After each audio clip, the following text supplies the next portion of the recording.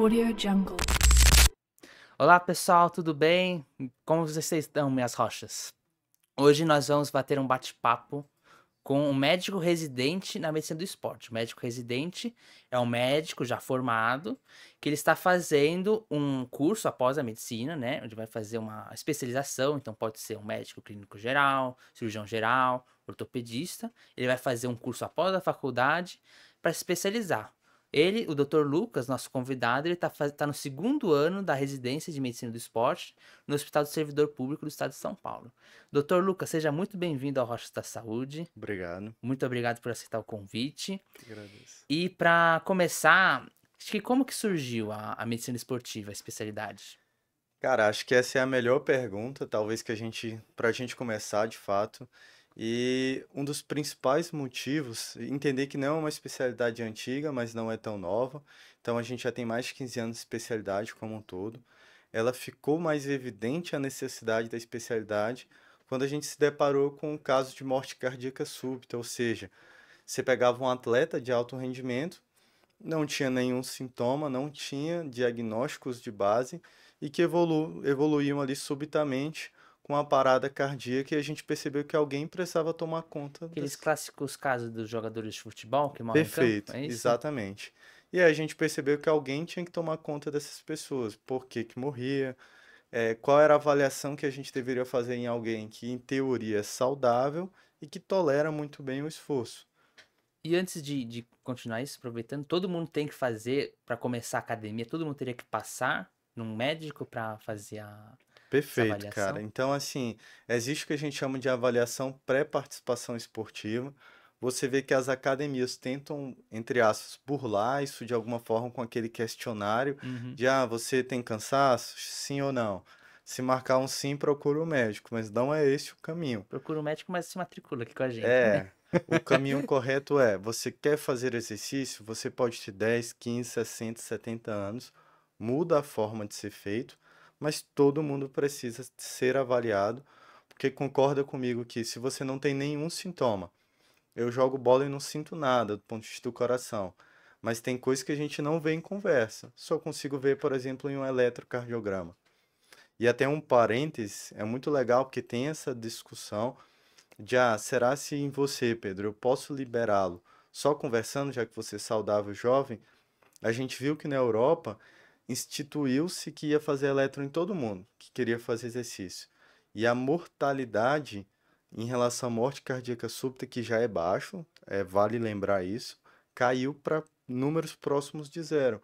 Então é uma medida relevante. Uhum, uhum. É até porque atletas de clubes, né, eles, tipo, o clube gasta, entre aspas, com eles, precisa ter uma asseguração disso, tem com a saúde do atleta, né? Exato, tem o ponto de vista capitalista por trás, então é uma perda. Não deixa de Sim. ser, além de todo trauma, mas pensando financeiro, é uma perda, né? Uhum.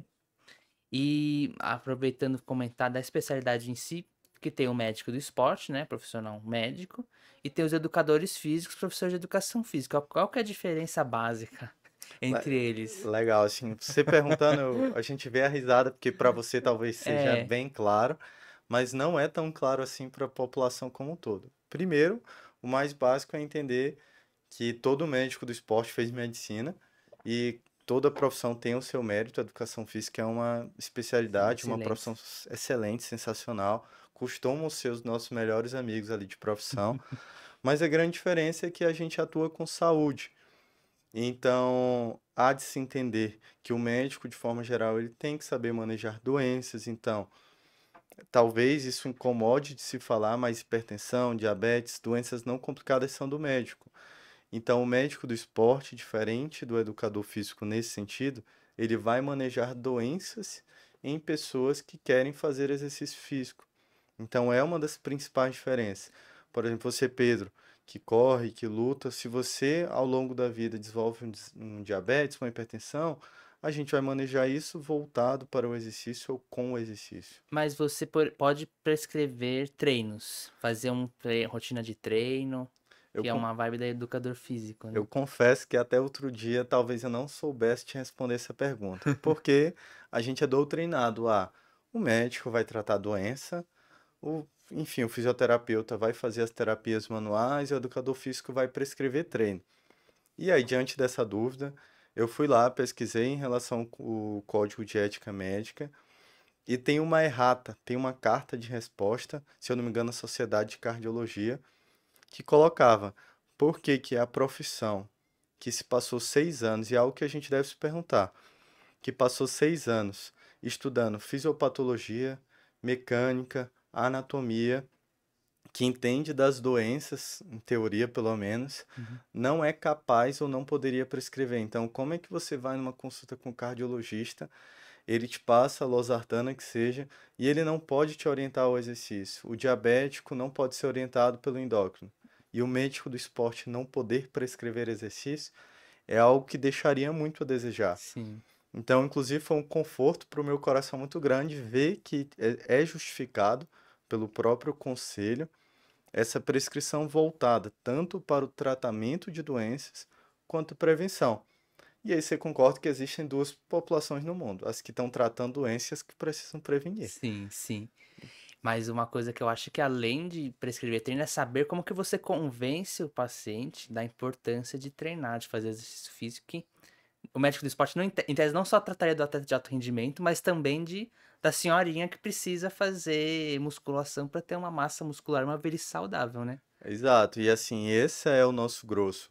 Toda especialidade médica, ela tem o seu feijão com arroz, aquilo que você pode gostar muito de um assunto dentro da especialidade, mas o que você trabalha.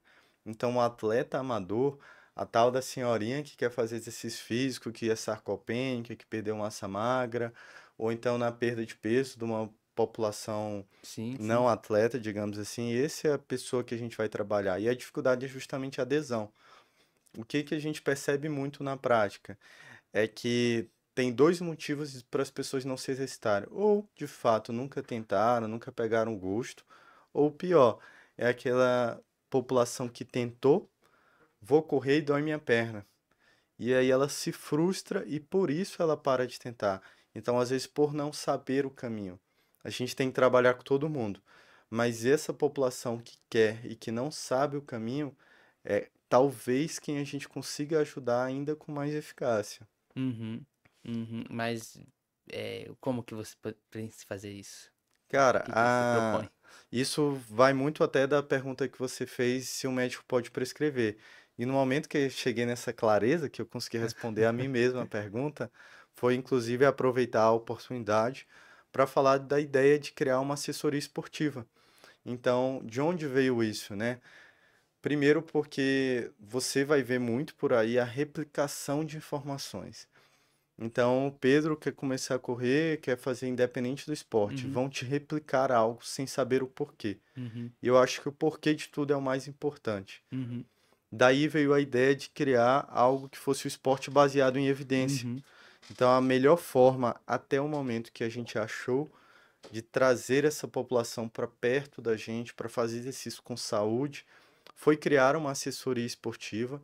A gente ainda está resolvendo os últimos detalhes para que você tenha a prescrição do seu treino de forma individualizada, baseado em ciência. Então, o que você faz tem um porquê e você tem todo o direito de perguntá-lo, que a gente vai saber te explicar.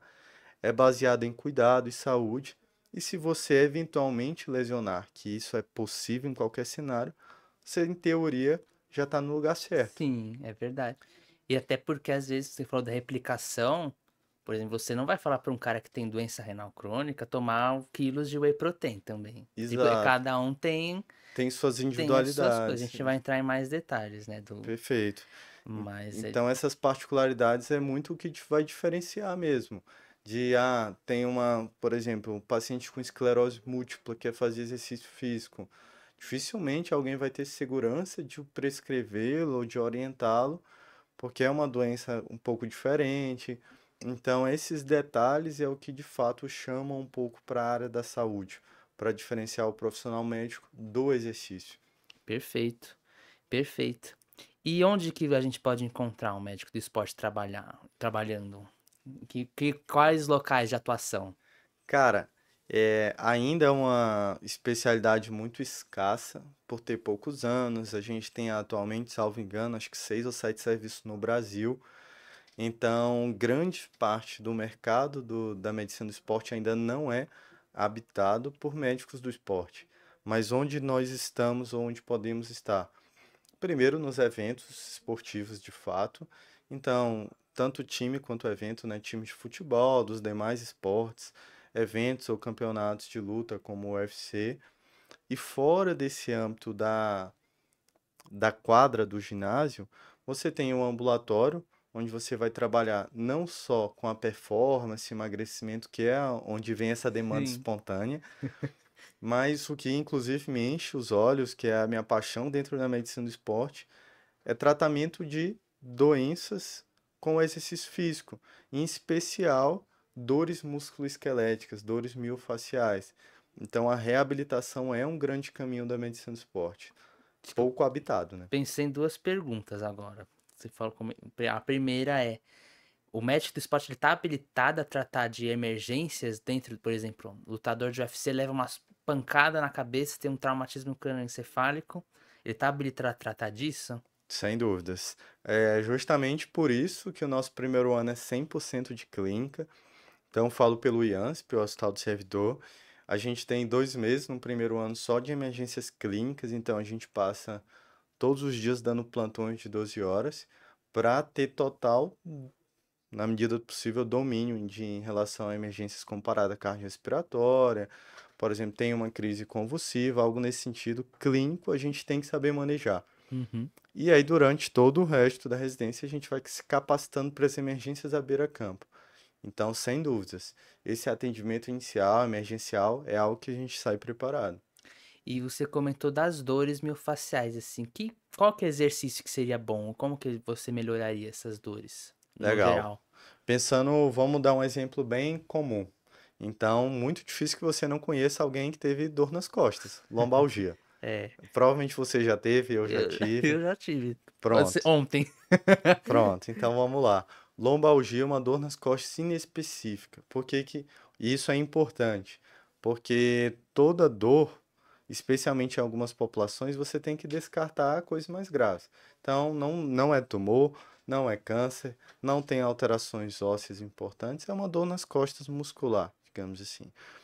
A primeira coisa, e isso são estatísticos, não são brasileiros, mas estatísticas relevantes, de das pessoas que têm dores nas costas, eles fizeram essa estatística com reumatologistas, porque é mais comum mesmo de ser procurado. Mais de 60% dessas pessoas vão chegar no reumatologista e vão ouvir repouso. Fique parado, descanse que a dor vai melhorar.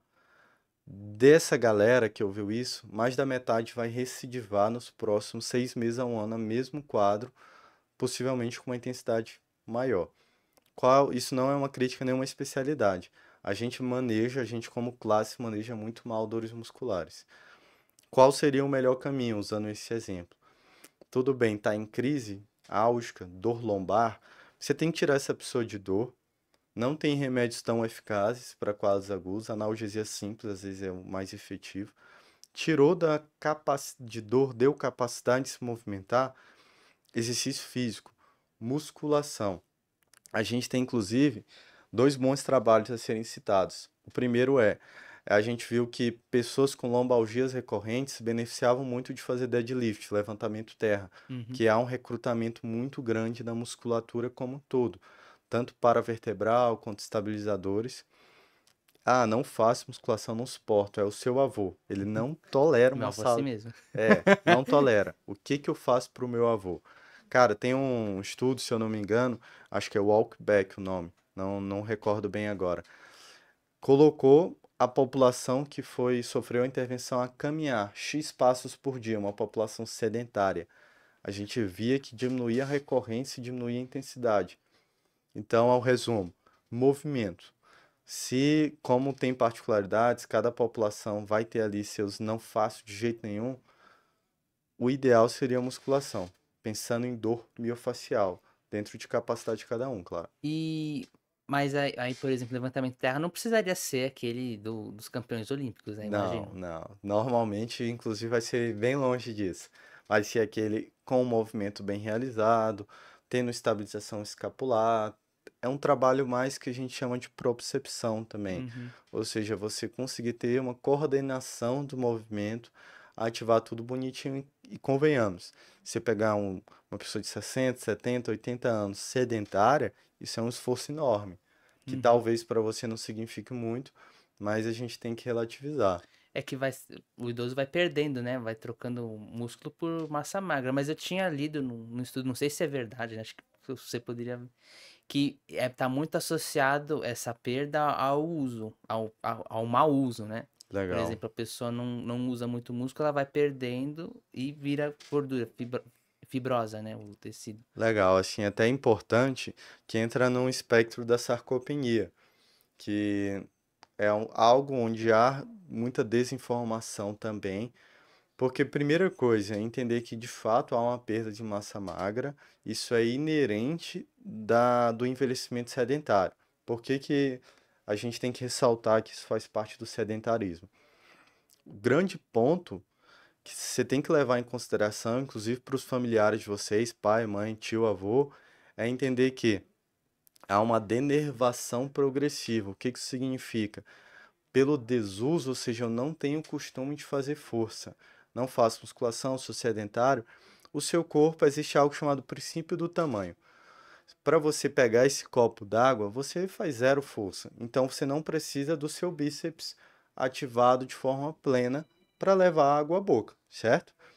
Agora, se você quer pegar um objeto de 20, 30 quilos, o seu bíceps, o seu corpo vai dar de tudo para levantar aquele peso. Então, o princípio do tamanho é quanto maior a dificuldade oferecida, maior o recrutamento neuromuscular para isso. Onde eu quero chegar? Conforme a gente envelhece, você vai perdendo esse recrutamento neuromuscular e você perde a capacidade de fazer força. Menos capacidade de fazer força, você vai naturalmente perdendo massa muscular. Ah, isso é invariável, todo mundo vai chegar nisso? Não. Obviamente tem alguma perda, mas se você envelhece fazendo força, isso não necessariamente é musculação, mas se você envelhece fazendo força, você fica menos suscetível a essa perda de inervação mesmo. E eu também ouvi que a partir dos, acho que não lembro se era 30 ou 40 anos, a gente atinge um máximo de massa magra e a gente vai mantendo ou perdendo, né? Isso também seria verdade? Cara, quando você consegue ver isso talvez até um pouco mais fácil em alguns outros esportes, como o levantamento de peso, em que você perde potência de fato. Então, você vai conseguir ver alguém de seus 60 anos correndo maratona com pace, uma velocidade excelente. Às vezes, o que pode deixar a desejar é a potência, ou seja, a velocidade ou aceleração com o qual ele faz aquela força. Agora, em relação a momento ótimo, o ápice de massa muscular, isso depende de muitos fatores. Então, por exemplo, todo mundo tem um limite genético de ganho, quando você começou, quão treinável você é. Então, isso fica muito multifatorial, até a relação ao campo hormonal, né? Toda a oferta que você tem a construir massa. Uhum. E aproveitando a construção de massa, o que que seria melhor? Musculação, CrossFit ou treinamento funcional para construção de massa muscular? Legal, legal, porque tem se levantado muito a bandeira e algo que hoje eu também acredito muito do treinamento híbrido. Então, pensando na pessoa como um todo, saúde, estética, performance, enfim, tudo. A gente sabe que pensando exclusivamente em hipertrofia, é treinamento resistido, ou seja, treinamento com peso. A gente tem boas evidências de como ter uma hipertrofia máxima, existem bons livros e autores a respeito, que é um exercício com uma carga, sim, dentro das suas variações, mas que vão ficar entre 70% a 80% do seu 1 RM, ou seja, da sua uma repetição máxima, dentro de uma faixa de repetições, dentro de uma periodização, ou seja, de um período organizado de treinos. Então, a resposta para a hipertrofia é o exercício resistido. A forma como você faz isso é diferente. Então, é, não soa bem eu falar que a musculação é melhor que o CrossFit nesse sentido, apesar de ser verdade, porque você nunca vai ver uma pessoa do CrossFit do tamanho de um bodybuilder, de Uhum. 130, 150 quilos. Mas a pessoa do CrossFit não quer isso. Ela quer um corpo funcional para performar naquilo que o CrossFit se propõe. Então, tal qual o fisiculturista vai ter uma massa muscular incomparável, ele nunca faria uma prova de CrossFit. São habilidades diferentes. Mas pensando em hipertrofia, sem dúvida, é a musculação, pensando exclusivamente nisso. Mas eu percebi isso, tipo, longe de ser um atleta, ó, grandes coisas, mas eu fui lutar um campeonato de jiu-jitsu recente, Legal. até interno da academia, assim. E eu tava numa vibe, não, que eu quero ficar forte, quero ser eu quero ter hipertrofia treinando, fazendo dieta pra ganhar de massa. E eu fui lutar com um cara, não aguentei. Foi 5 minutos de luta, realmente não aguentei. Foi um esforço físico muito grande. Eu pensei, poxa, vou ter que rever isso. Porque acho que eu tô fazendo muita musculação e o cardio não está compensando. E é exato, é um ponto de partida para a gente pensar no treino híbrido. Porque, cara, assim, se levando para sua vida como um todo, tirando o fisiculturista, ele é profissional, a vida dele, o salário, tudo depende daquilo. Tirando isso de lado, tirando estética, para que serve você ter 120 quilos e 6% de gordura? Não, e fora que os meios pelo qual ele vai conseguir fazer isso vai envolver os esteroides anabolizantes, na maioria das vezes, né? Sim, pensando no fisiculturismo É, não no esporte. natural ali. É, Então, assim, a funcionalidade, a performance vem de você ser muito bom no máximo de atributos possíveis. Então, tem alguns atletas, especialmente fora do Brasil, que são excelentes praticantes de musculação, mas que correm maratona, que fazem triatlo, competem o Ironman. Então, levando para o jiu-jitsu é um esporte de potência, explosão, de força indiscutível. Falar que é arte suave, beleza. Mas você pega um cara forte, você vai ver. nossa, tem Então, uns assim, caras. envolve força, indiscutível, só que tem outros atributos. Então, o treinamento misto, a literatura usa o termo de treino concorrente, Uhum. que seria essa vertente do aeróbico com o exercício resistido, a musculação, por exemplo. Ele é o mais interessante nesse sentido. E na faculdade, nas aulas, principalmente cardiologia, eu aprendi que é, teria um mínimo para você considerar a pessoa não sedentária, que é 150 minutos de atividade aeróbica por semana. Mas tem algum de atividade resistida, musculação, crossfit, tem algum mínimo que a pessoa teria que fazer? Excelente, assim, porque existe muito a ideia, é muito discutido, inclusive dentro do próprio fisiculturismo. Então, falando da performance da musculação, o fisiculturismo, da ideia do baixo volume. Então, você vai ver um cara que compete numa categoria chamada 212 do fisiculturismo. São caras que pesam ali até 212 libras. Nossa. Grande. Quanto que é mais ou menos? É uns 150 quilos? Não, não, 100 dá quilos? uns 90 e pouco, quase 100 É. quilos. E não lembro agora certinho. E aí você vê alguns deles campeões, ou então ali dentro do top 10 que já é muita coisa do mundo, treinando 4 vezes de musculação na semana para ser um dos melhores atletas do mundo na sua categoria. Uhum. Então, talvez a ideia de necessariamente se treinar 6, 7 vezes na semana não seja necessário. Depende de fatores como intensidade. Entenda que intensidade no exercício muda de acordo com cada modalidade, a gente pode discutir isso, mas intensidade no exercício resistido, em suma, em resumo, é quantos por cento do peso máximo seu você carrega. Então, se o meu peso máximo no supino é 100 quilos, 80 quilos é 80% de intensidade, de forma superficial. Então, depende da intensidade que você treina, da frequência, do volume e do tempo sob tensão. Mas você comentou desse peso máximo. Aí você testaria, você vê até onde você aguentaria fazer. É uma repetição ou como que Isso. funciona? É bem por definição é uma repetição. Então, você, Pedro, fez lá uma repetição com 100 quilos e pronto, é só aquilo, não consegue mais. Falha técnica. Só que é muito perigoso você testar isso por diversos motivos. O primeiro é uma lesão grave pela barra cair, Uhum. e mesmo que você tenha ajuda, continua sendo perigoso para quem não é treinado em powerlifting, nos levantadores de peso. O que que a gente faz na prática? Você pode evitar isso, esse desgaste articular, inclusive, excessivo a quem não é preparado, e fazer uma carga que o seu máximo seja 2, 3, 4 repetições, e você coloque em uma fórmula. E aí dá uma regrinha onde você consegue chegar em um valor aproximado desse 1 RM, que seria a sua repetição máxima. Mais Per- seguro. Perfeito, é melhor, né? É melhor. E também a gente comentou do CrossFit. É verdade que ele dá muita lesão, que sempre, eu lembro que teve até uma prova, é, a dona, uma pessoa de 30 anos fez CrossFit, a resposta era hernia de disco, assim, que lesionou muito nova com hernia de disco. É Tá. verdade isso? Eu vou responder primeiro a sua pergunta, mas depois fazer um parênteses sobre isso. É que não é verdade. Então, a gente tem que acreditar nas estatísticas que nos são oferecidas. Então, estatisticamente falando, o CrossFit não é um esporte com alta incidência de lesão. Especialmente, até se você comparar o Endurance. A gente teve aquela conversa lá sobre o triatlon, tudo. Se Uhum. você pegar as estatísticas do triatlon, botar ali de forma relativa, é mais lesivo do que o CrossFit. Por quê? Você olha um esporte em que pula caixa, levanta pneu, pula corda, tem uns vídeos do pessoal caindo, dá a sensação de ser muito lesivo, de fato. Mas quando você pega para analisar números como um todo, de fato não é algo preocupante. E quando a gente pensa, fez CrossFit, o exemplo que você deu, e deu uma hernia de disco. Aí você sempre tem que ter o raciocínio crítico de se perguntar: será se a causa é causa e consequência mesmo? Porque assim, você agora pode estar assintomático. Uhum. Faz uma ressonância à coluna toda. Vai vir desgaste, desidratação, osteófito, bico de pau, enfim.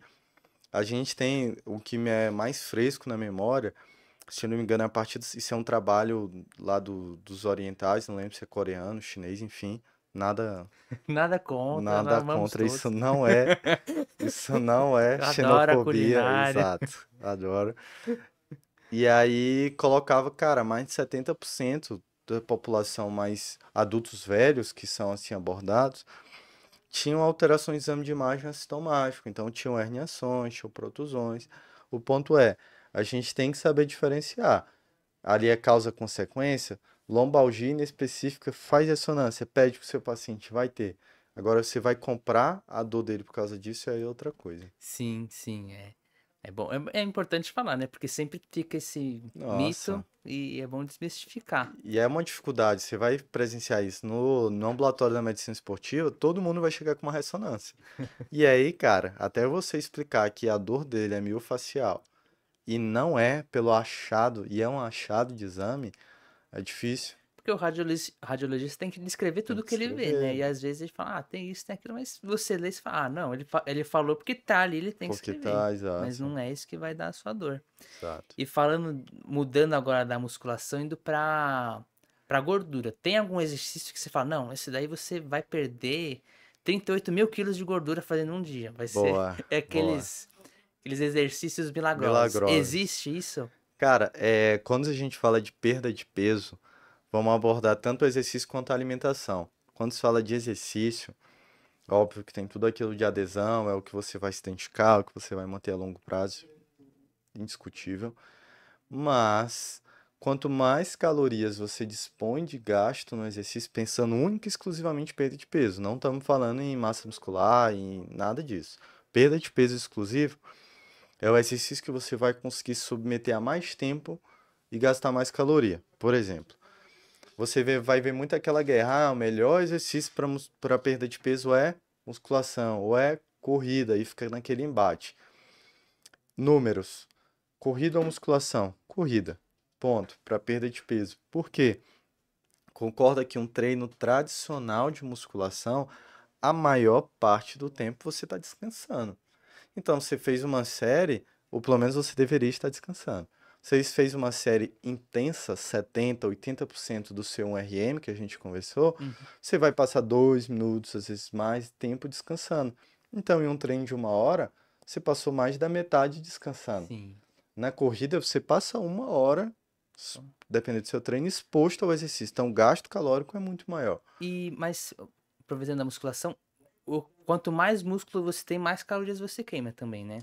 Mas é um número que não é tão grande para É, pessoas normais como eu e você. tá. Então, a galera da musculação pode até não curtir muito essa de corrida gasta mais, mas gasta. Uhum. Por que que a gente tem que ressaltar isso? Porque você pode muito bem usar um exemplo de pegar um fisiculturista, sei lá, um Rafael Brandão da vida, que tem 130 quilos, que treina de uma forma ignorante. O ponto é, a gente não tem esse peso de massa muscular, a gente não treina como ele, E aí, respondendo sua pergunta, 1 quilo de massa muscular vai crescer, vai aumentar de 7 até no máximo 15 quilocalorias gastas. É, Então, imagina quantos quilos de massa muscular você tem que ganhar para aumentar o seu gasto calórico diário. sim. Então, usar isso como justificativa de a musculação emagrece mais é um conceito que não vai se estruturar de fato. Mas de, por exemplo, fazer que nem a gente tá falando de híbrido. Ele faz, sei lá, 3 vezes de corrida na semana e 2 de musculação. Perfeito, melhor dos mundos. Uhum. É claro que isso a gente respondendo de forma crua a sua pergunta, mas vamos falar de uma pessoa agora que quer emagrecer, um caso clínico. É claro que eu vou incentivá-la antes de tudo a fazer musculação, porque eu quero que ela tenha um emagrecimento saudável, que eu quero que ela construa massa muscular, porque tenha autonomia, que consiga performar na vida como um todo, pensando no paciente, pensando no gasto calórico, o aeróbico tem uma capacidade de ofertar mais benefícios de gasto mesmo. Uhum. E aí, juntando a parte do emagrecimento com a corrida. É verdade que a corrida também dá muita lesão? Ou o que que dá essa lesão da corrida? Cara, assim, é difícil ter Assim, a gente consegue entender o porquê que a corrida pode ser lesiva. Então, é um esporte de alto impacto. Aquilo que a gente viu, de poder aumentar até 10 vezes o impacto em articulação femoropatelar, por exemplo, a depender da angulação, da mecânica como você corre. Mas tem algumas coisas a serem levadas em consideração. A primeira é que a gente anda o tempo todo, então o nosso corpo, ele mecanicamente foi feito para isso, certo? O fato de a gente ver na nossa prática, não precisa, óbvio, recorrer a estudos e, inclusive, transversais de prevalência é sempre muito bom. Mas no seu dia a dia, você vê cada vez mais o número de pessoas que começam a correr se lesionando. Uhum. E o grande porquê disso é a não orientação correta. Então você vê alguém que corre 10 quilômetros por semana hoje. Você fala com ele daqui a um mês, ele corre 40 quilômetros por semana, 50 quilômetros por semana. Era uma pessoa que corria uma velocidade de 10 quilômetros por hora e agora treina todo dia a 15, 16 quilômetros por hora. Então, o aumento abrupto, tanto do volume quanto da intensidade, são muito lesivos. Porque você é jovem, você começa a correr, o seu cardiovascular acompanha. Você vai estar lá conseguindo regular, fazer modulação autonômica de tudo, frequência cardíaca, mas a sua musculatura é tempo sob exposição. Então, você demanda um tempo para o seu corpo se acostumar ao volume imposto. E é por isso que a gente vê tanta lesão em corredores amadores. Uhum. Mas você teria que fazer um preparo muscular também e Sim, fisioterapia, imagino. sim, exatamente. E O corredor mas tem que fazer musculação. Não tem como. mas aí, por exemplo, teria que ter um foco, né? O seu exercício físico, o seu preparo, por exemplo, sei lá, quero priorizar o preparo, tipo, corrida. Ou quero priorizar a musculação. Ou pode combinar os dois. Veio da cabeça agora, perdão. Pode, pode. Tanto é que, inclusive falando da assessoria, a ideia que a bandeira que a gente quer defender junto com meus sócios é o treinamento híbrido. Uhum, Porque você pode ser muito bom em duas coisas que as pessoas continuam enxergando como concorrentes, até pelo próprio nome ainda ser esse. Então dá muito a entender que ou você é um bom, alguém que performa bem no endurance, na sua capacidade aeróbica, ou você é alguém bom do ponto de vista de exercício resistido, de musculação. Isso não é uma verdade absoluta. Não dá para chegar nos dois extremos, em nada na vida. Você não vai ser um Ronnie Coleman gigante, pesado e correr uma maratona igual um atleta de endurance de performance. Mas o meio campo, você correr em uma velocidade muito boa, que a maioria da população não faz, e ser alguém forte esteticamente, ou até do ponto de vista de performance, é 100% alcançável. ser um Agora, David Goggins, assim. só que bombado. É.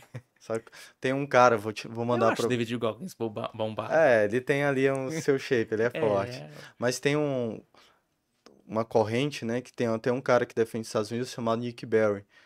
E você olha, é um cara realmente forte, compete no fisiculturismo e compete na maratona, compete em campeonatos híbridos. Então dá para chegar lá. Só que é algo que demanda um esforço tremendo.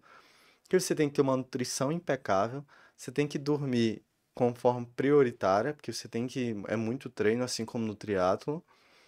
Todo o cenário tem que ser muito bom. Então é muito difícil para alguém, supondo, você é médico, você dá um plantão de 12 horas, você performar bem em três esportes diferentes, em dois esportes, é muito difícil. Sim, sim. Então, Tem que escolher, né? você tem que Pelo menos por um escolher. tempo, né? É, tem que escolher. Mas existe aquele overtraining, você treinar muito mais e você acabar se lesionar, ter lesão, existe isso? Ah, sim, sim. No Endurance isso é mais visível, é mais aparente, né? Justamente pelo fato de que você consegue ver a curva de fadiga no atleta do Endurance muito fácil. Vou dar um exemplo a você.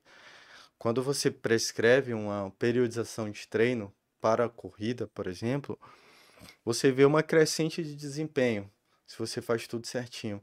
E aí, do nada, você percebe que aquele atleta não consegue mais cumprir o treino proposto, tem sempre a percepção de que não recuperou do treino anterior. Aquele é um cenário muito perigoso, porque ali ele está muito mais suscetível a lesões. Todo esporte, independente de qual seja, você está num cabo de guerra. De um lado, você está se lesionando, entenda isso de forma micro lesões, e do outro você está recuperando no descanso, na alimentação. Sempre que você entra no estado de overtraining, você começa a puxar para o lado da lesão e cada vez menos recuperando. E aí é onde começa a ver lesões de forma mais repetida, em qualquer esporte. Perfeito, perfeito. E existe a melhor forma de ganhar uma massa muscular? Qual que seria o melhor caminho para se ganhar mais massa muscular? Cara, inclusive a musculação foi o esporte que eu mais gostei por anos. Sou fãzaço, acompanho fisiculturismo. E tanto, vamos falar, tanto ciência quanto de prática. De prática acompanhando atletas mesmo. Do ponto de vista científico, a gente sabe que existem faixas ótimas, ou seja, não existe um único caminho igual todo treinador tenta defender. Existem faixas ótimas. Então, comecei hoje com a faixa ótima de hipertrofia. Você leva em conta todas as variáveis. A primeira, intensidade. Você não trabalha ou não deveria trabalhar em séries válidas numa intensidade muito baixa. Então, 60, 80% é bom, especialmente para quem não é atleta. Voltando ao supino, ficaria 60, 80 quilos para alguém que 100 quilos seja sua carga máxima. Repetições. Pensando em hipertrofia, você mantém. Eu sei que isso talvez soe óbvio, mas você mantém 8 a 12 é o melhor, usualmente falando, porque é o que é compatível com a carga que a gente conversou. Pensando em tempo de descanso, se você faz uma série intensa, de fato, treinando de verdade, você precisa de um tempo que fica por volta de 1 minuto e 30, 2 minutos de descanso, estendendo até 3 a 5 minutos em exercícios mais completos, como agachamento. Uhum. Tempo de execução, isso varia muito, mas pelo menos 2 segundos mantendo cadência na fase concêntrica e excêntrica. Então, seguindo essas premissas, você consegue ter uma excelente hipertrofia. É claro que no cenário competitivo aí tem muito mais detalhes. E você comentou da musculação. Hoje em dia, qual que você já passou por outros esportes? E qual que seria o seu esporte favorito? Pô, aí essa pergunta me mata, ó. Porque eu, como a gente conversou antes, eu fiz vários esportes, né? Sempre fui exposto a isso desde Uhum. muito cedo. Só que eu não tolerava corrida, cara. Eu não suportava a ideia de correr, porque eu não via sentido. E porque eu sentia muita dor. Então, sempre que eu tentava correr, não orientado, não tinha um entendimento, fazia os treinos da forma errada, sentia bastante dor. Então, eu era o cara que não. Eu tinha uma camisa que era Anti-Running Club. Não gosto de corrida. Então, a musculação foi meu esporte preferido por anos, junto com o basquete, que era meu sonho, era ser atleta de basquete. Hoje em dia, não consigo escolher bem um esporte, eu gosto muito da ideia do treino híbrido mesmo, de você conseguir tanto performar bem no aeróbico quanto na musculação. Então, se e existem campeonatos disso que um dia após residência pretendo fazê-los ainda, mas acho que essa vertente hoje disparada é meu favorito. Mas desses campeonatos tem, tipo, como que funciona esse campeonato? Cara, a maioria são levantados pela marca CrossFit. Então, onde você dentro da mesma sequência, você é exposto a movimentos de onde exige mais resistido, mais força, seja carregando peso, empurrando peso, e aí isso é mesclado com momentos onde você precisa correr, ou então onde você precisa andar, o farm walk, né, carregando peso ou empurrando peso. Então é realmente uma conciliação à flor da pele. Você está fazendo os dois no máximo de performance mesmo.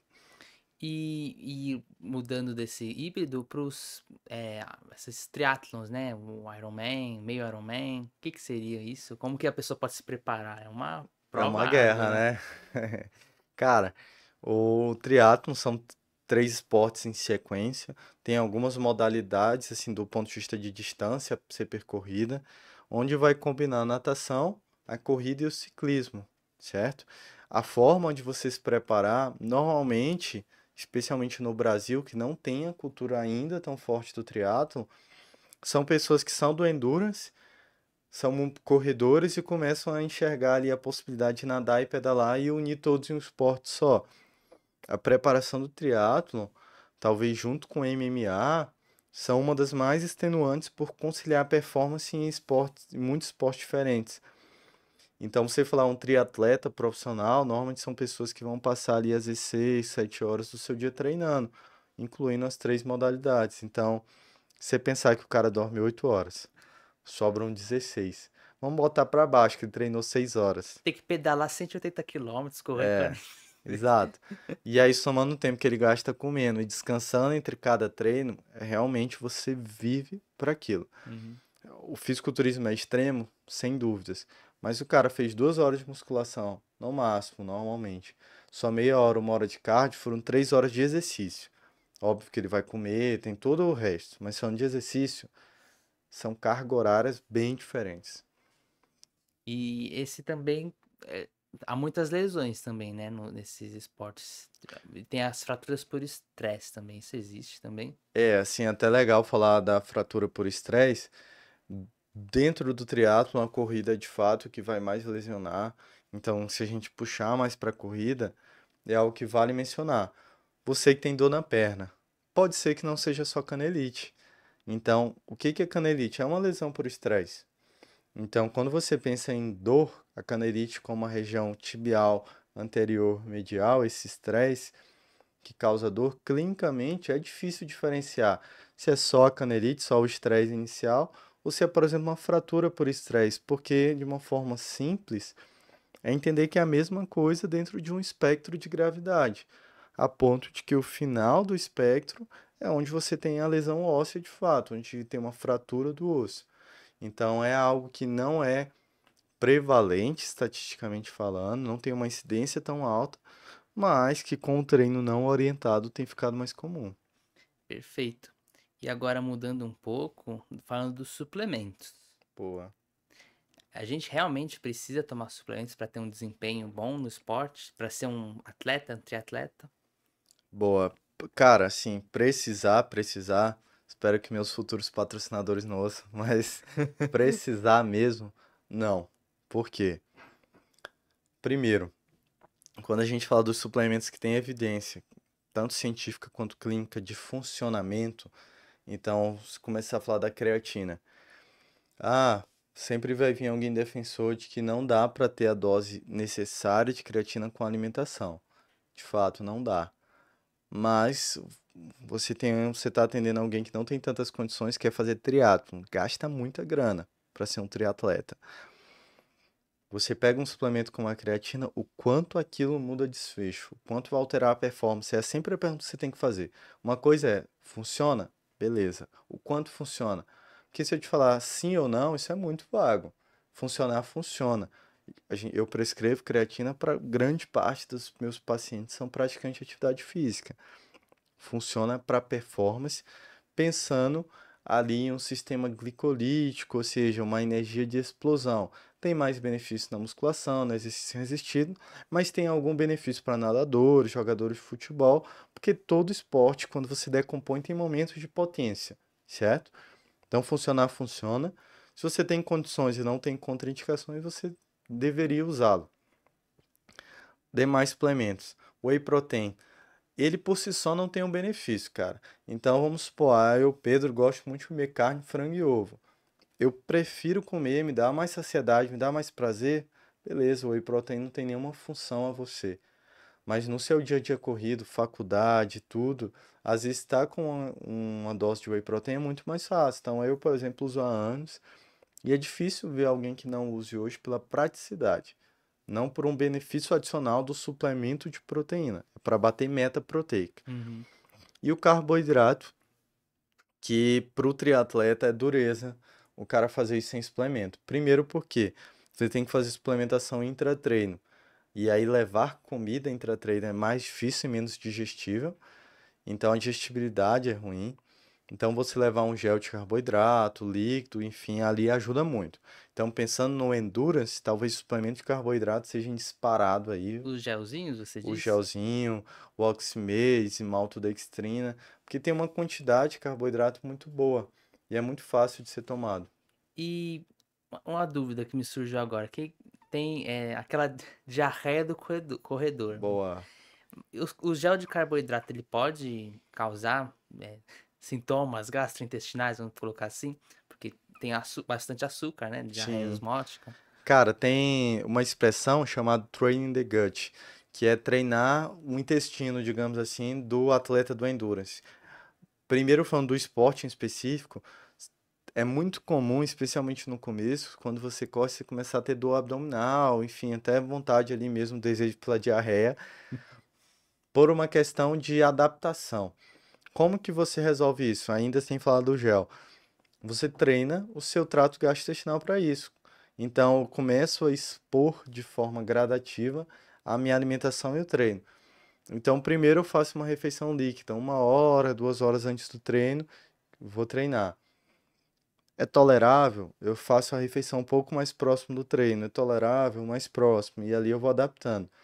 O gel de carboidrato em si é algo que tem que ter atenção, porque não é só olhar, tem 20 gramas de carboidrato, fazer as contas, vão dar 3. Não, não é só isso. Você tem que olhar a composição. Então, o que é composto, aquele macronutriente carboidrato importa. Então, algumas pessoas vão ter. Tem gente que a barriga não dói por nada, mas algumas pessoas são mais sensíveis. Então, tem que olhar a composição do gel para ver se é frutose, se tem alguma outra coisa que seja mais tolerável a você para evitar a diarreia durante o treino. Mas sim, é comum. E a gente até naquela mesma encontro que a gente teve antes de aula, é, há benefícios para creatina além do exercício físico? Pensando em cognição, essas É coisas, em manter massa magra na velhice ou seria um mito? cara, é até para a gente esclarecer ali os mitos por trás da creatina, primeiro desse de para que serve. Primeiro de tudo é entender que a creatina ela tem estudo e evidência para desempenho muscular, exercício físico. Então, falar a creatina para nossos avós, por causa de cognição, memória, pode funcionar? Até pode, mas a gente ainda não sabe. Então, falar isso por hora não é verdade. Quando a gente pensa em dar creatinas para sedentários, pensando na massa muscular de fato, é algo que a gente tem que se valer um pouco do racional por trás. Já que a creatina, ela tá ali para a gente ter um estoque de fosfocreatina para poder isso dentro do mecanismo de energia você performar, então vamos supor, você está tomando creatina porque quando vai fazer supino pesado, você usa os seus estoques de fosfocreatina. Faz total sentido. Eu dar para minha avó que não faz exercício físico, pensando em manter massa muscular, é algo que, racionalmente falando, não parece ter um bom funcionamento. É claro que é um idoso acamado, levantar da cama é um esforço para ele, isso pode ser um esforço para algumas pessoas, a gente tem que ser proporcional, aí tudo bem, dá para considerar. Mas sempre botar na balança. Não tem nenhum risco aparente com o uso, não tem contraindicação. Você quer tentar? Pode tentar, porque na ausência de contraindicações, ela não vai ter colaterais importantes. E uma outra dúvida de mito é que se a creatina ela dá alguma complicação renal, né? Porque tem aquele exame, a creatinina, e às vezes acaba por ter essa confusão, né? Boa. Então, de uma vez por todas, creatina, o suplemento creatina não altera a função renal. De onde veio isso? Primeiro, porque como você falou, existe o exame creatinina e a gente já tem os mais diversos trabalhos mostrando que essa relação causa-consequência não faz sentido. O ponto é, quando você usa o suplemento creatina, você pode sim aumentar o exame creatinina. Isso é o que a gente chama de falso positivo. Então, assim como você pegar alguém que não usa o suplemento, mas que tem uma massa muscular, um fisiculturista muito alta, que consome muita proteína, tudo isso aumenta, é suscetível de alterar o exame. Estou inseguro, o que é que eu faço? Existem marcadores renais que não sofrem influência do suplemento. Então, está inseguro, dosa algo como a cistatina C não vai sofrer influência, não tem função renal alterada, pronto.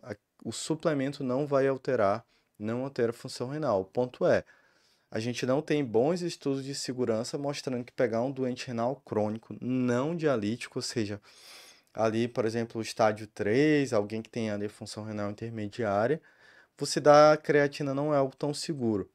E aí você tem que pensar, o benefício supera um risco desconhecido? Provavelmente não. Então, falta estudo de segurança nesse sentido, mas causar lesão renal, não. Perfeito. E o whey protein, ele já causaria algum problema em outras populações específicas?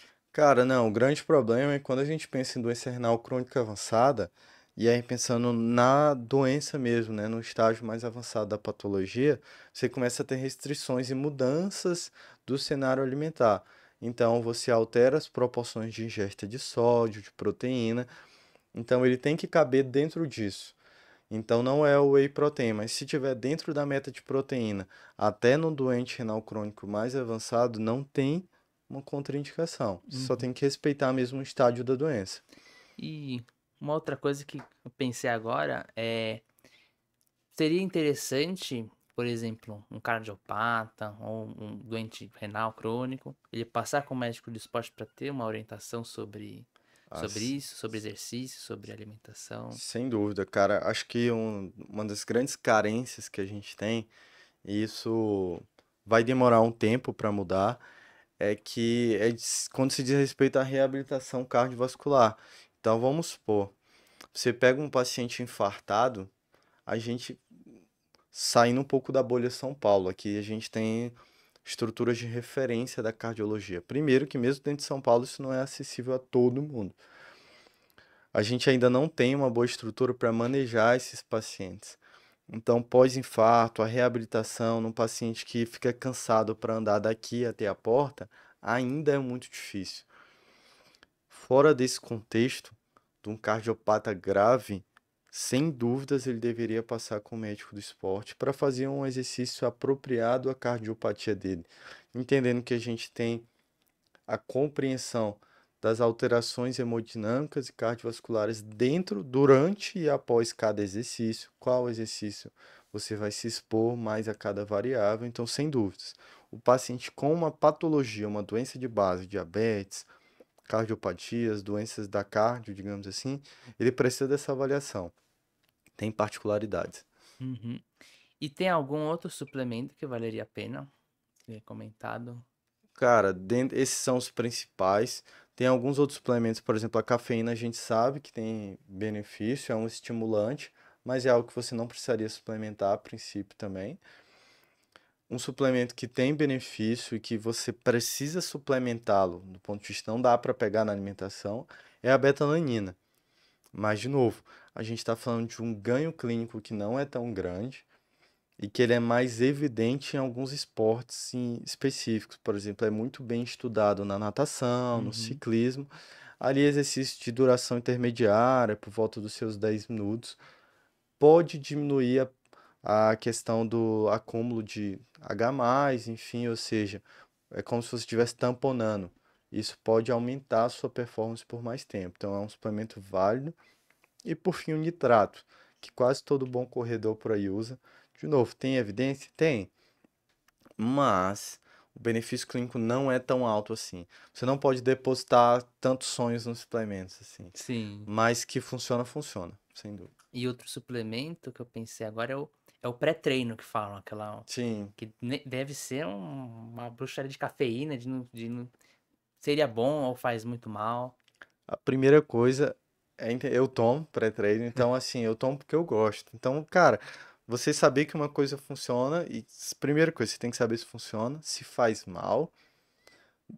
Se não faz mal e não funciona, você quer fazer para uso próprio, não tem problema. Não é ali um quesito.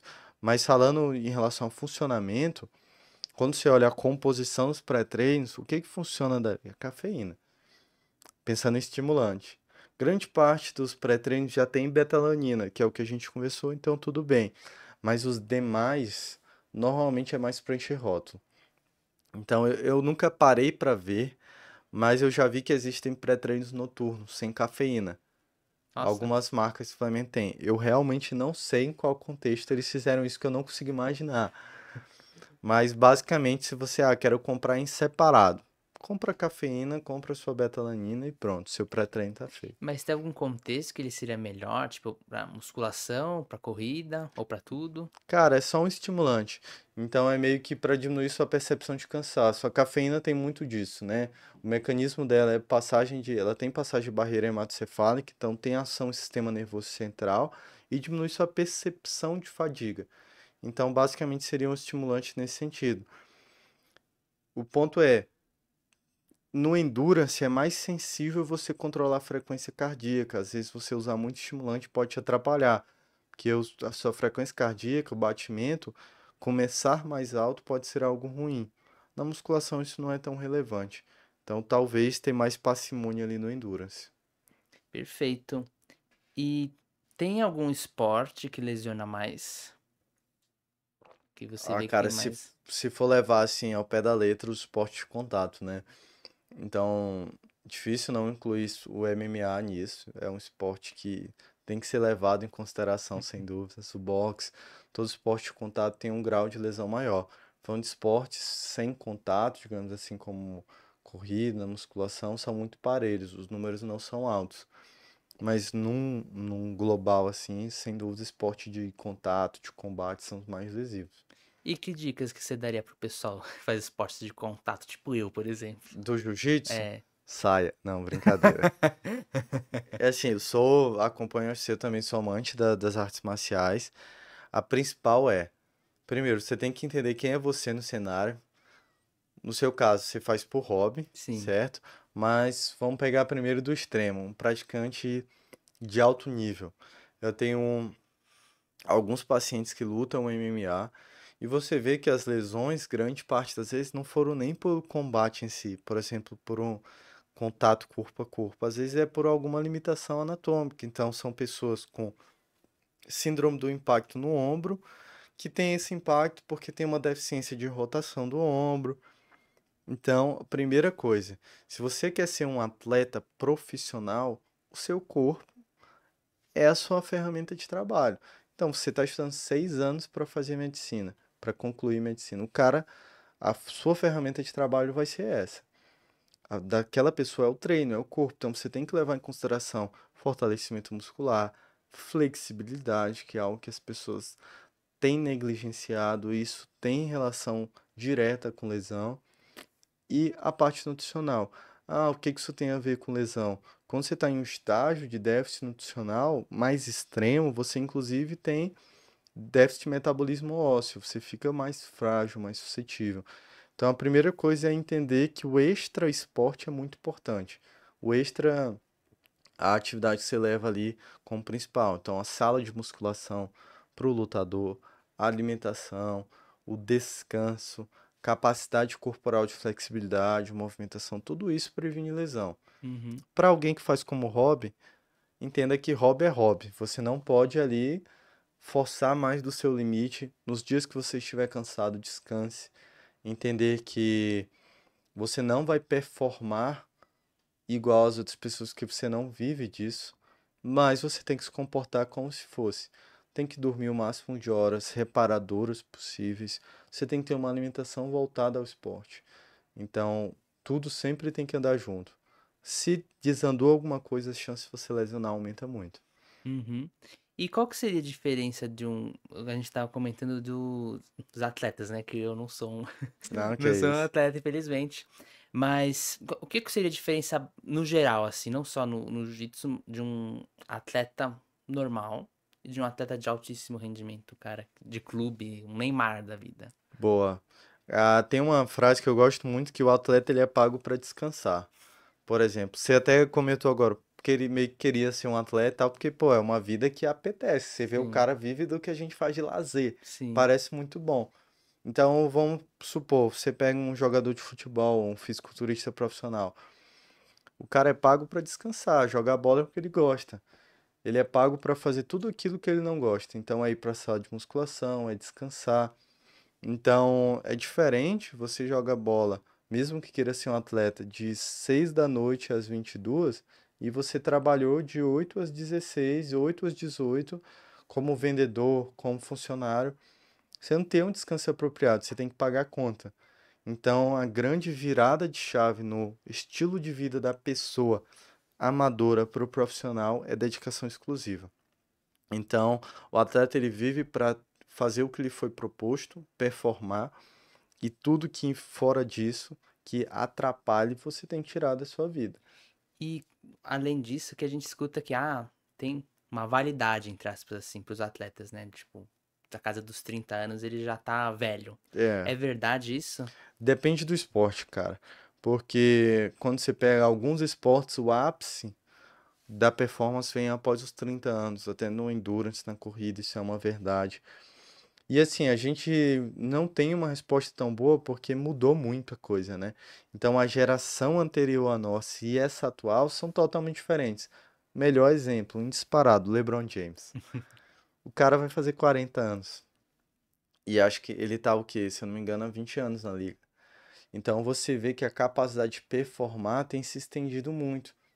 Porque há 20, 30 anos, inclusive quando o LeBron James entrou na NBA, a gente não tinha o acesso e a clareza de nutrição, de descanso, de fisioterapia.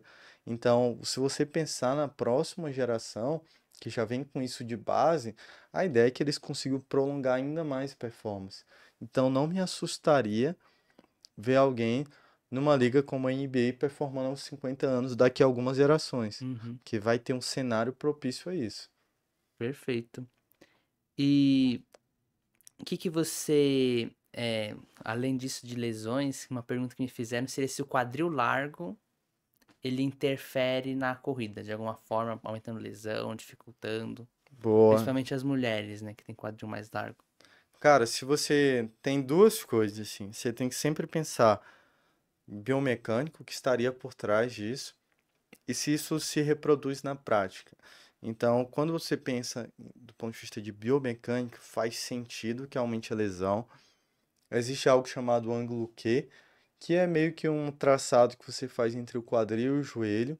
E quem tem o quadril mais largo, seja pela estrutura da pelve feminina ou no obeso, por exemplo, altera esse ângulo e aumentaria o impacto no joelho até por uma questão de rotação, de fazer valgo, varo dinâmico, ou seja, o joelho meio que ficar balançando. Falando exclusivamente de biomecânica. Quando você vê na prática, vamos pegar o extremo. Então a mulher tem a pelve mais larga, mas vamos ver alguém que está numa condição de obesidade, que o quadril fica bem mais largo em relação, inclusive, ao da mulher. Cara, a gente vê que o risco de lesão não é alto. E ainda mais, esse número fica ainda mais irrisório quando você compara o risco cardiovascular que a não realização do exercício oferece. Então, quadril largo, obesidade, nada disso é uma contraindicação por nenhum motivo de biomecânica de quadril para não correr. Não há por que falar não corro porque vai aumentar o risco de lesão por causa disso. Nem no obeso, nem na mulher quadrilar. E tem alguma contraindicação absoluta para o exercício físico que você fala, você de forma nenhuma, alguma, nem na cama pode fazer? Tá, tem. Tem algumas contraindicações absolutas. A gente ainda vê, inclusive dentro da própria residência, as pessoas encaminhando para a gente liberar alguns pacientes que não deveriam nem ter sido encaminhados. Entenda, quando você faz medicina do esporte, tudo que você quer é que todo mundo treine. Se a gente fala não pode, é porque com dor no coração não pode mesmo. Quando você pega doenças cardiovasculares e cardiopulmonares, melhor dizendo, instáveis, então, um paciente com síndrome coronariana aguda, não necessariamente um infarto de fato, mas ele tem uma angina instável, ele tem uma dor no peito, tá mudando o padrão, tá diminuindo o limiar. É uma asma descompensada, ou seja, é um paciente que tem o risco de ter um broncoespasmo, um pulmão fechado durante o exercício, tem uma doença pulmonar obstrutiva descompensada, todo esse cenário onde o paciente tem uma patologia de base que oferece um risco a ele e não está tratada, é uma contraindicação ao exercício. Tal qual, você é hipertenso, óbvio que você pode treinar, é muito bom, inclusive a gente tem, vale citar, inclusive, daqui a pouquinho, um parêntese, você falou do emagrecimento, mas o hipertenso tem muito benefício com o exercício. Só que o hipertenso descontrolado não pode, porque o exercício de forma aguda durante a realização aumenta ainda mais. Então você pega um teste ergométrico que por algum motivo ele fez e ele começou com uma pressão em repouso de 150 por 100, bateu 220, não recuperou de forma adequada, ele não pode começar. Tem que compensar Tem antes. que, o cardiologista já tá, pega lá. É, Já tá, exato. abre o carrinho. Mas compensou, voltou. Uhum. Tratou, voltou. Sim. E é, tem algum outro benefício que a gente não citou ainda do exercício físico? Cara, tem. A gente tem inclusive nos próprios guidelines de psiquiatria que o exercício físico precisa ser instituído como terapia de manejo de doenças psiquiátricas, como transtorno depressivo ou transtorno de ansiedade generalizada. E isso inclui medicação, avaliação psiquiátrica, avaliação por um profissional da psicologia e exercício físico. Agora, é injusto eu saber qual medicação te dá e negligenciar o exercício, porque não faz sentido você chegar na minha frente e eu falar, ó, olha, Pedro, exercício é muito bom, cara, você tem que fazer. E aí você sai com pelo menos 20 perguntas. Primeiro, qual exercício eu faço? Como eu faço? Que horas eu faço? Qual é o melhor momento? Eu posso fazer? Então, é uma irresponsabilidade nossa enquanto profissional da saúde não dá a atenção devida. O exercício físico tem todos os benefícios que a gente falou de perda de peso, composição corporal, melhora ou diminuição de mortalidade. Então a gente sabe que capacidade VO2 máximo tem relação direta com mortalidade. Mas tirando tudo isso, que já é um fator mais do que suficiente, é uma medida de primeira linha para tratamento de transtornos psiquiátricos, osteomusculares. Então, assim, a gente tem que aprender ou a estudar exercício, ou pelo menos encaminhar para É quem, verdade que melhora a função sexual? cara, melhora a sua capacidade. Então, assim, já que nada disso convenceu você, psiquiátrico, cardiovascular, muscular, sim, melhora a sua capacidade sexual por uma questão de capacidade como um todo. Uhum. E do emagrecimento, qual que seria uma meta saudável semanal de perda de peso? Cara, tem muita coisa assim a ser levado em consideração, porque quando você fala de alguém com IMC de 40, 40 mais 40, por exemplo, um obeso já mais avançado, percentualmente 10, 20 quilos não representam tanto peso assim. Mas vamos falar dessa condição, sempre levar mais ao extremo para ficar mais Sim, compreensível. sim. A gente tem metas de perda de peso instituídas mesmo do tratamento da obesidade medicamentosa. Então vamos supor que você está consultando comigo hoje e a gente decidiu que vai tratar a sua obesidade de forma medicamentosa, Uhum. uma medicação anti-obesidade. A gente tem uma meta de uma perda de peso de 5 a 10% em 3 a 6 meses iniciais para eu considerar sucesso terapêutico inicial. Então, o paciente voltou em 6 meses, não perdeu nem 5%. Entenda que em alguém de 200 quilos, É. 5% é 10 quilos. Então, não teve essa perda esperada inicial. Eu tenho que pensar que o remédio não teve a efetividade adequada, inclusive pensar em troca. Então, de perdas de peso saudável é mais percentual. Então, quando a gente fala de grandes obesos, a gente tem essa margem ali inicial de 5, 10% nos primeiros 6 meses, por exemplo, e isso está dentro de um contexto saudável. Agora, é alguém que está fazendo ali mais por estética, diminuir o percentual de gordura, a gente espera perdas bem menores, porque a massa corporal como um todo já é bem baixa. E tem alguma diferença em termos por exemplo, você vai passar mais, em termos de dieta, de exercício físico, para os obesos, vai, obesidade de grau 3 ou obeso mesmo, grau 1, para uma pessoa que tem um MC bom até, às vezes ela tem um sobrepeso. Tipo, tem alguma diferença na dieta, no exercício físico que você vai priorizar? Cara, na ponto de vista alimentar, sim, você consegue ser mais agressivo do ponto de vista de restrição calórica. Então, entender que perda de peso não é matemática, mas se a gente fosse resumir a matemática só para compreensão, você tem que estar em déficit calórico, ou seja, você tem que comer menos do que você gasta. Quando você pensa em emagrecimentos mais discretos, a gente tende a deixar um déficit calórico mais baixo, às vezes de 500 quilocalorias, variando conforme o objetivo, quão distante você está do seu objetivo. Quando se fala de obeso, a gente deixa uma margem maior, às vezes de 1.000, às vezes passando de 1.000 calorias de déficit, porque tem essa margem de trabalho. Então, depende do qual o seu objetivo e de onde você está. E essa distância dita muito o déficit calórico também. E repercute muito os obesos perderem massa muscular no processo de emagrecimento? Cara, até repercute, só que o risco cardiovascular que o obeso está submetido durante, entenda que quase tudo, né, mas falando do ponto de vista de aterosclerose, doenças cardiovasculares, é tempo sob exposição. Então, você tem um LDL de 150 por um ano é ruim, ter por 10 anos é muito pior. Você ser obeso por um ano, do ponto de vista de saúde, é ruim, por 10 anos é muito pior.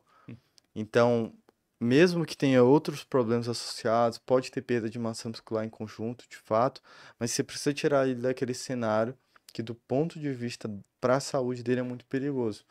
Então, mesmo que repercuta, a gente tem como prioridade máxima mesmo saúde cardiovascular desse paciente. E mudando um pouco dos obesos, indo para o contrário, para as pessoas com muito baixo peso. Daria para fazer exercício nessa faixa de peso? Você pensa, por exemplo, alguém que está saindo de uma desnutrição, IMC. Desnutrição, algum transtorno de psiquiátrico de anorexia, Ah, bulimia perfeito. Sim, nervosa. sim. Inclusive, quando a gente pensa no manejo de transtornos, digamos como global, assim, transtornos compulsivos, pensando agora na anorexia, bulimia nervosa, onde chegou a uma desnutrição, perda de peso, saiu, claro, do contexto agudo. Não é um paciente que está internado, não tem um risco ali psiquiátrico. O exercício ajuda no entendimento de que aquele paciente precisa exercitar, ter ganho de peso, então de fato não contraindica. Uhum, perfeito. E o que que você vê como ser o futuro da medicina do esporte? Cara, boa pergunta, viu? E assim, eu sempre penso que no mundo ideal, a medicina do esporte tem que ser uma especialidade que dissemina, especialmente no Brasil.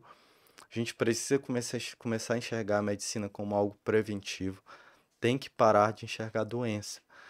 Então eu não quero tratar, ou não quero que familiares meus esperem um diabetes avançado para tratá-lo. Eu quero ter um paciente que venha comigo no estágio inicial ou antes de ter diabetes, hipertensão, antes de infartar. Então, o que eu espero da medicina do esporte é que o exercício como um todo seja disseminado, independente de atleta, de qualquer outra coisa, que o exercício vire algo difundido. A gente tem uma bolha de achar que está todo mundo correndo. E tem Sim. muita gente correndo, mas tem muita gente sedentária. E quanto mais gente treinar, mais vão precisar de nós e mais a gente vai continuar cuidando da saúde de forma preventiva. Então a gente perde dinheiro e perde tempo tratando doenças que hábitos de vida poderiam mudar o cenário. E é em custo de saúde até, porque o episódio anterior foi sobre diabetes e os análogos de GLP-1, né, o Ozempic, principalmente. Que era uma discussão de sobre deveria ter no SUS o Ozempic. E a gente pensou, é um remédio muito caro. Tá, mas e um leito de enfermaria, de UTI? Quanto que não sairia? Exato, cara. Tipo você pagar uma cirurgia de Obrigado. enxerto de pele, porque ele ficou acamado, ponto de Sim, AVC. exato. E assim, eu fiz uma pesquisa recente que você pegar e levar para o outro lado. Cara, a pessoa tem artrose. Acima de 60 anos é uma prevalência assustadora. Você pega alguém com artrose, o custo de uma artroplastia total de joelho, incluindo a própria prótese, incluindo internação, cirurgia, reabordagem, mortalidade, em relação ao exercício físico, que é a única medida não cirúrgica que a gente tem para artrose, cara, é um negócio discrepante. Então, assim, o preço do número de artrose que se é feito em um ano, você sustenta a medicina do esporte e torna ela algo factível no Brasil todo. Uhum. Só com uma doença, sem falar da diabetes, hipertensão, obesidade, só com isso. Sim, sim. Isso é medicina preventiva. Com certeza, com certeza. E o que que para você seria a rocha da saúde? Cara, acredito, assim, eu sempre vou bater muito nessa tecla de que eu entendo muito esse termo como onde você deve ancorar tudo aquilo que você acredita no campo da saúde. Antes da medicina, antes de tudo, eu sempre pensei em hábitos de vida. Então, a gente hoje, enquanto médicos, a gente tem que pregar aquilo que a gente faz. Não há nada que diminua mais o risco à sua saúde do que o exercício físico. Nada. Então, ter bons hábitos de vida é o que de fato diferencia saúde de doença. Hoje, o médico não é, em sua maioria, um agente promotor de saúde. Ele é alguém que trata a doença. O agente promotor de saúde, em sua maioria, é educador físico, que treina pessoas Sim. saudáveis. Então, a grande rocha o que ancora a gente, na minha opinião, é hábito de vida. É você ter a capacidade e consciência de se exercitar, cara. Isso parece simples, parece bobo, mas é o que muda desfecho, É né? que o simples nem sempre é fácil de ser feito, né? É mais fácil tomar um remédio, né? Sim, é até desejável, né? É, exato. Doutor, o senhor tem mais alguma coisa que o senhor queira comentar, explicitar? Às vezes até onde que a gente poderia, vai ter essa assessoria do senhor? Cara, antes de tudo é agradecer mesmo, assim, não é algo pela sua iniciativa tanto do podcast quanto de convidar a especialidade, não é algo comum. Então, parabéns mesmo, agradeço. Acredito que quanto mais a gente for atrás de difundir conhecimento de verdade, melhor para a população como um todo. Espero que tenha ficado claro tudo que a gente começou. Quem tiver mais dúvidas, vai deixar aqui minhas redes sociais, a gente coloca lá no link. E aí pode estar entrando em contato comigo que do que eu puder eu vou estar ajudando, estou sempre disponível também. Perfeito, doutor. Então, queria agradecer a você pela sua presença, queria agradecer a vocês pela audiência e deixar um recado para vocês seguirem a gente nas redes sociais, no YouTube, no Instagram, no TikTok, no Spotify. Curtem, comentem, compartilhem. Espero que vocês tenham gostado e vejo vocês no próximo Rochas da Saúde. Até mais.